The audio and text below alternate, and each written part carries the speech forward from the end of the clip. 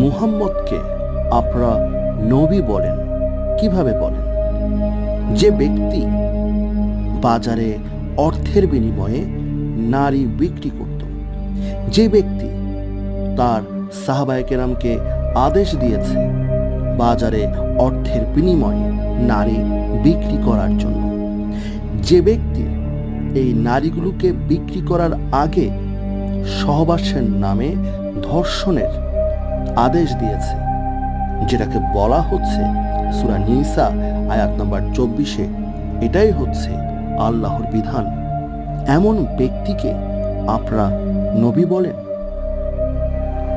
যে সৃষ্টিকর্তা বাজারে অর্থের বিনিময়ে নারীদের বিক্রি করার হুকুম দেয়, আদেশ দেয়, তাকে আপনারা সৃষ্টিকর্তা বলেন?